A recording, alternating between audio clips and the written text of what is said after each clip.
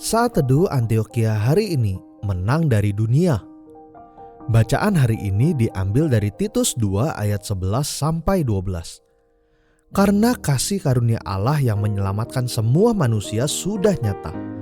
Ia mendidik kita supaya kita meninggalkan kefasikan dan keinginan-keinginan duniawi, dan supaya kita hidup bijaksana, adil, dan beribadah di dalam dunia sekarang ini. Kehidupan manusia tidak lepas dari didikan, baik itu didikan keluarga, sekolah, tempat kerja, dan lingkungan. Didikan tersebut memiliki sisi baik dan sisi buruk, tergantung bagaimana kita meresponi dan menerapkan semua didikan yang kita terima setiap hari. Jika kita meresponi secara daging atau duniawi, maka akan terbentuk hidup secara daging atau duniawi. Sebaliknya, jika kita meresponi secara rohani, maka kita akan dibentuk menjadi orang yang rohani. Kita bersyukur karena kita berada dalam kasih karunia-Nya yang telah menyelamatkan kita. Kasih karunia tersebut adalah Yesus Kristus, Sang Juru Selamat, yang telah datang ke dunia untuk menyelamatkan kita. Dia telah mematahkan kuasa maut, sehingga mendatangkan hidup kekal yang dilimpahkannya kepada kita oleh Yesus Kristus, dan kita dibenarkan oleh kasih karunia-Nya. Dengan demikian, kehidupan, pengajaran, dan kematian Kristus merupakan kasih karunia Bapa yang luar biasa bagi kita. Jadi, ketika kita melihat Yesus, maka kita sedang melihat Allah, dan kita menerima kasih karunia yang menyelamatkan itu.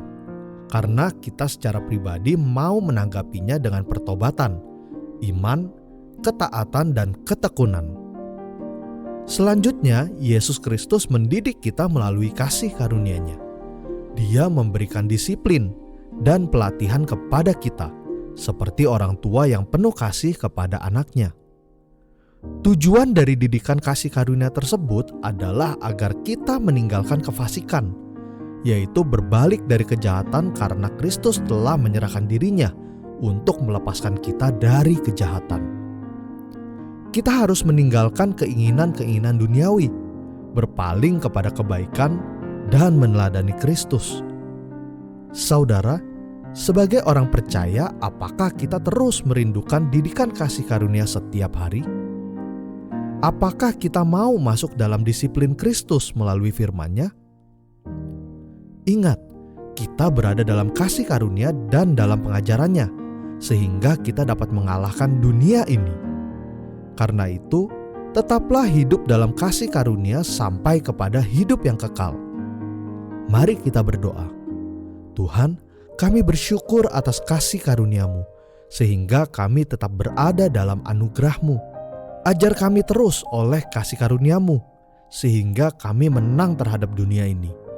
Dalam nama Tuhan Yesus, amin. Sekian Saat Teduh Antioquia hari ini. Tuhan Yesus memberkati.